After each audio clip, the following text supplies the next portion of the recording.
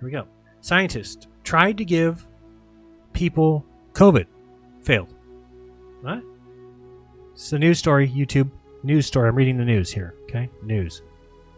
Scientists tried to give people COVID and failed.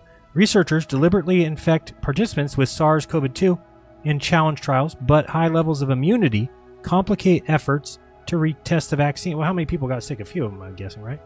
Let's read.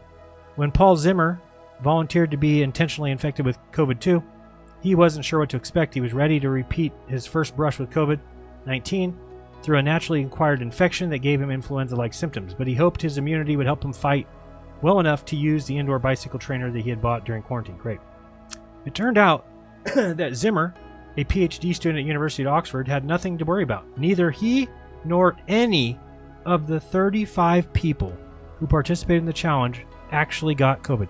They tried to give these people COVID and couldn't do it. Reminds you of that book, huh? The Rainbow? The study's results, published May 1st, raised questions about the usefulness of COVID-19 challenge trials for testing vaccines, drugs, and other therapeutics. If you can't get people infected, then you can't test those things, says Tom Peacock. We're told about viruses. You can't get close to somebody within 3 feet. You're going to get sick. You better not touch that doorknob. You're going to get sick. You just coughed in that person's face. You're going to get sick. Now let's try and give them COVID, and we can't. Wait till you hear how much they gave them. Wait till you hear this. Let's keep going. Let's keep going. Evolving strains. I believe that, right? Let me see. Control find. I remember it was 10,000, so we're going to go with that. 10,000. Look at this. Evolving strains.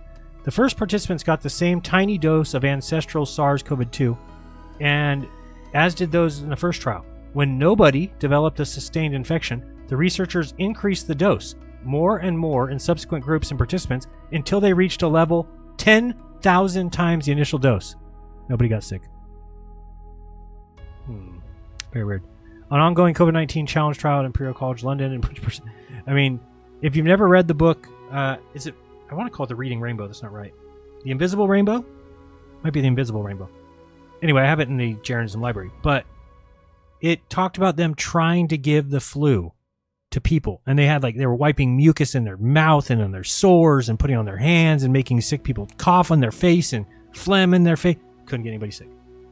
Couldn't get anybody sick, but you better watch out for viruses because they'll get you sick. Again, if there was actually things traveling in the air between me and you, then you'd be able to catch them in between us and show it to everybody. Here is the COVID bug. You wouldn't have to go in with a Q-tip into somebody's brain to get out brain matter to tell whether or not they have the item that you're saying flies through the air between people. Then I'd be able to spit in a paper towel and you could test that.